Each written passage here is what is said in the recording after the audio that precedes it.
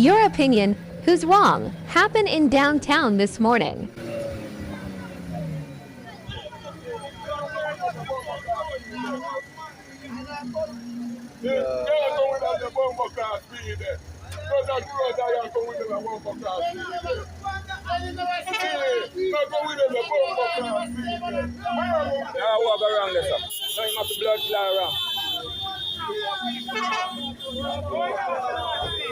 Welcome to True Jamaica Buzz, news and entertainment with a buzz.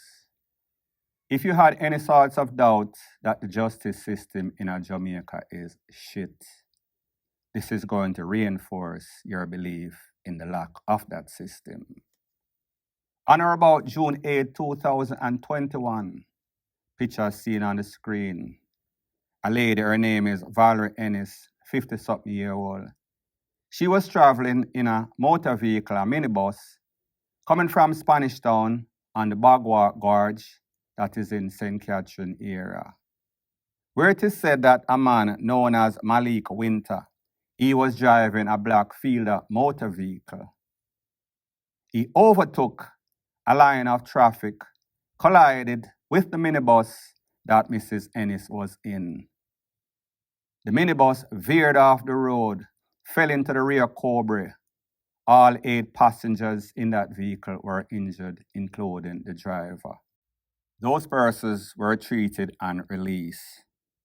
The person that got it the worstest is Valerie Ennis. She was thrown from the vehicle. She ended up in the rear ROBBERY. Divers tried to rescue her. She was rushed to the hospital. However, she was pronounced officially, you know what, by the doctor.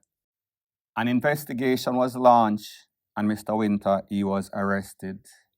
He pleaded guilty to driving or death by dangerous driving. The case went to court. He plea bargained. He had several court dates. He was sentenced a day or so ago. Based on the information, it is said that he was sentenced by Justice Bertram Morris. He was given 2 years probation, $350,000 fine, or 12 months if he cannot pay that fine within a specific time.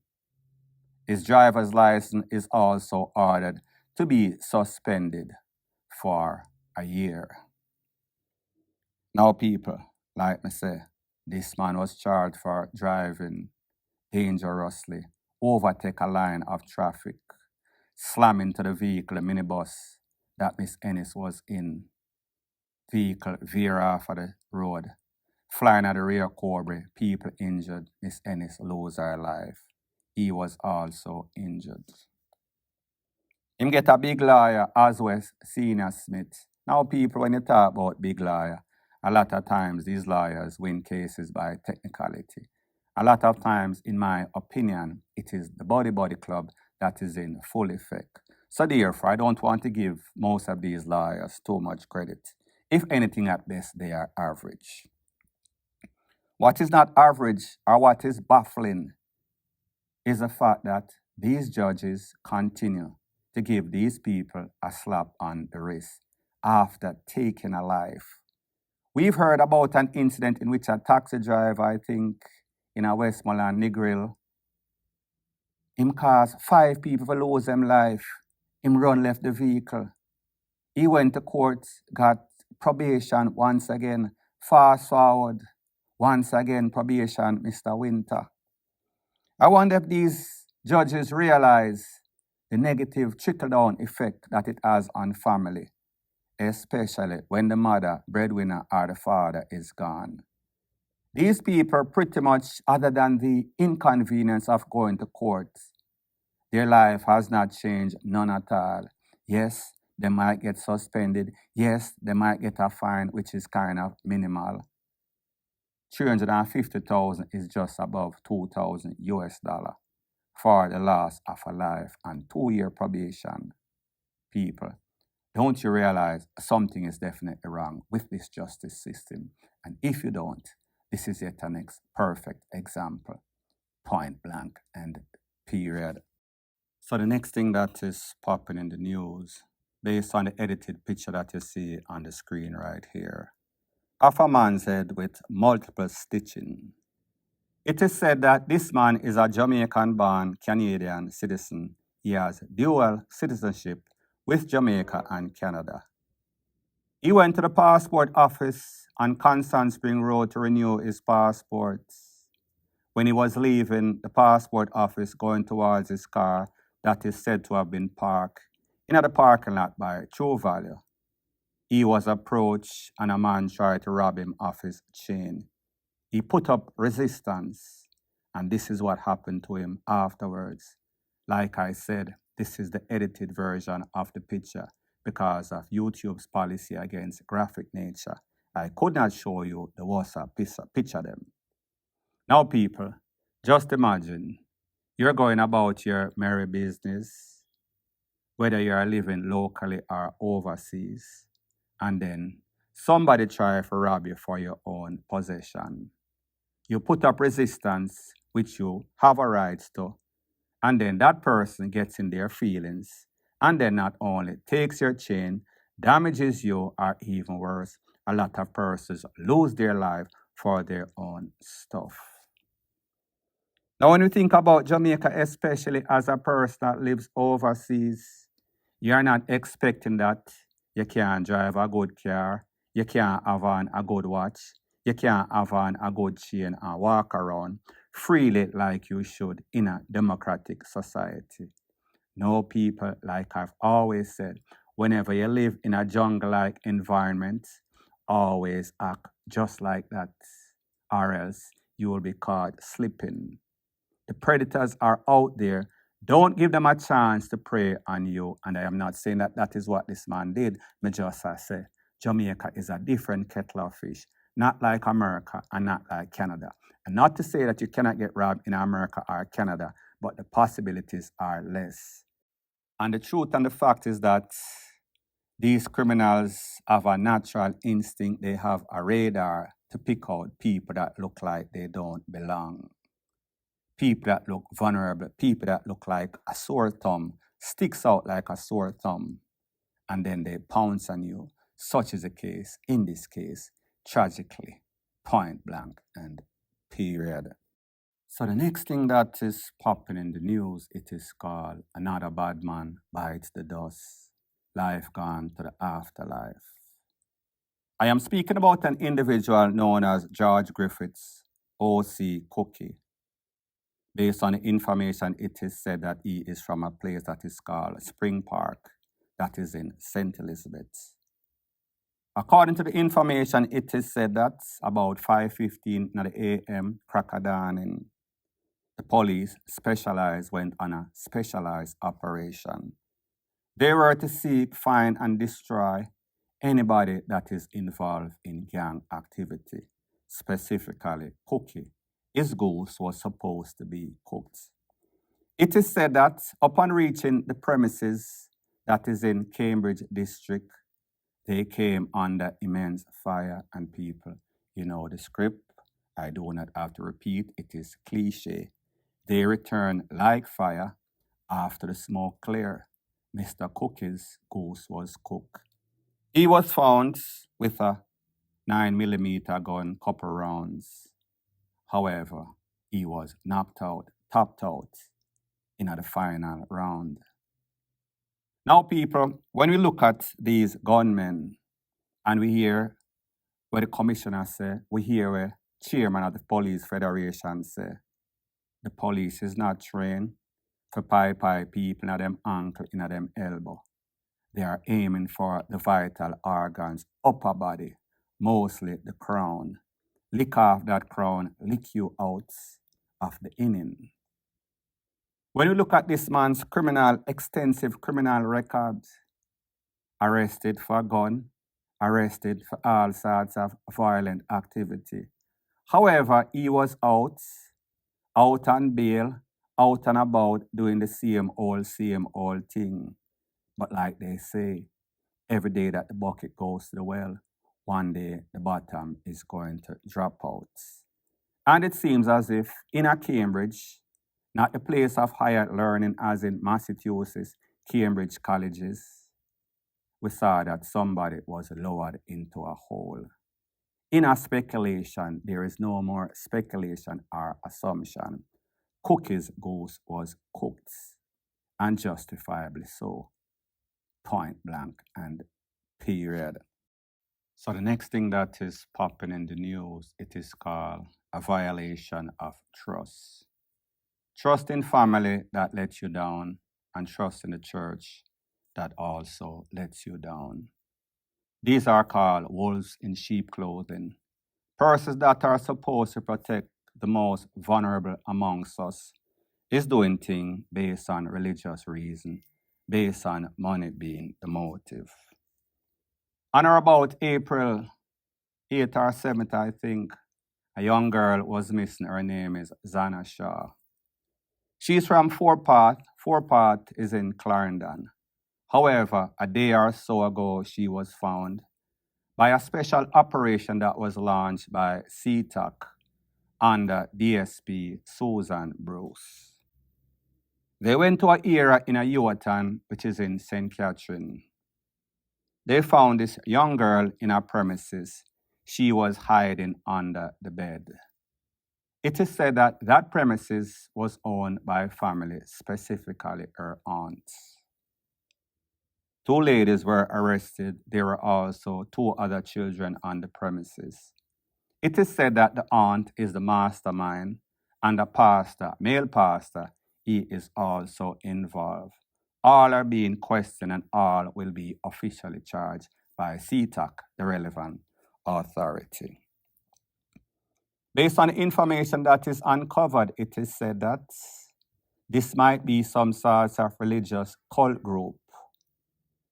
And it is also said that the aunt is the mastermind, and they're trying to hold that little girl hostage to get money from the mother. Now, people, I don't know if this mother is involved, a part of the conspiracy, or the mother was a victim just like the child. But the fact that the child was hiding under the bed, it means that anything is possible. Maybe the child was instructed, told that she have to run under the bed because the police them are coming. Now, people, when we think about the fact that this is a family, a aunt that is involved being the mastermind, and even worse, well, not worse, but equally as bad, the church is also involved. Bad enough, the church is said to be a cult church. And we know that Jamaican people are some of the most vulnerable, gullible people, especially persons that are sheep to the church.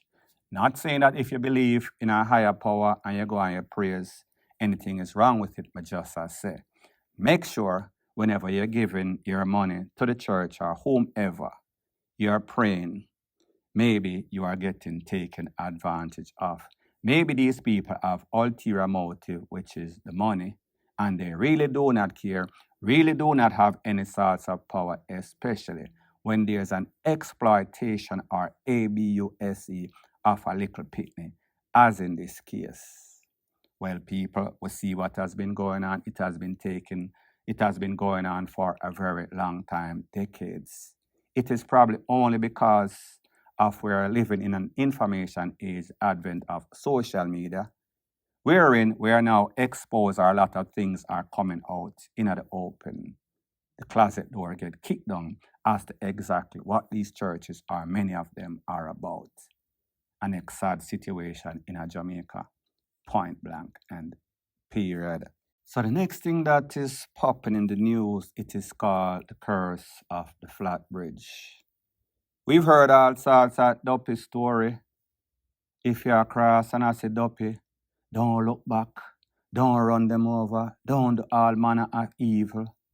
All sorts of mermaid down there.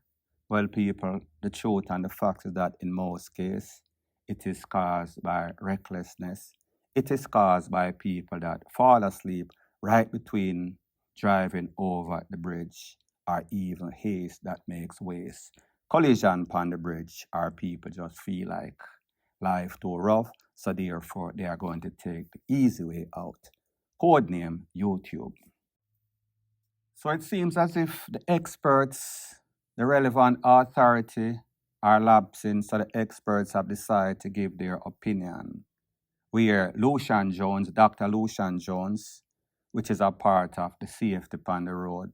And then we hear a structural engineer that builds bridges. His name is Hopton Jones. So two Jones, not brother, not related. However, experts in the field. They are going to give you their opinion as to the solution to the bridge.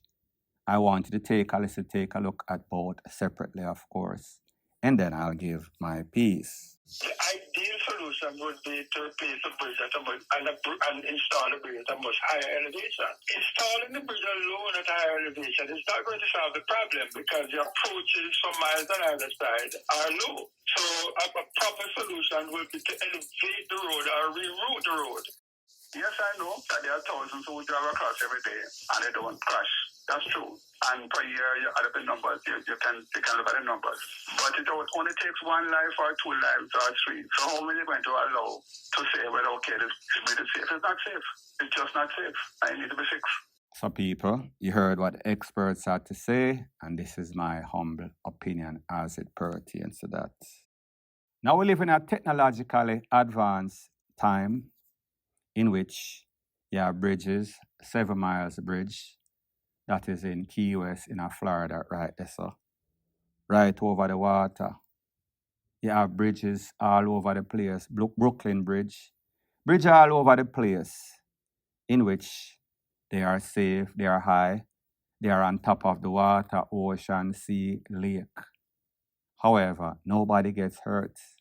However, on Flat Bridge, that was probably built by slaves, don't quote me on who built it, a whole lot of persons are losing their life on a regular basis. As late as a couple of days ago, a man driving a Toyota Hiace bus, him drive over there, he was doing good in the middle, him decides he's going to veer to the left, and of course, life left him. People try to rescue the van and mostly rescue him. By the time them draw him out, it seems as if he was strapped or trapped by the seat belts. Then pull him out by him foot, take him to the hospital. He was pretty much done and dusted before he was released from that vehicle. Now, people, when we think about circumstances like that, that is what we call recklessness, caught slipping, caught lapsing. When people crash and collide, vehicle veer off. When people are try beat the next one and somebody end up a go too fast, lose control, come off, we kind of understand that. Me as a person that drive a lot, I've driven over that bridge many, many times, probably more than the average person, unless, of course, you live in the era.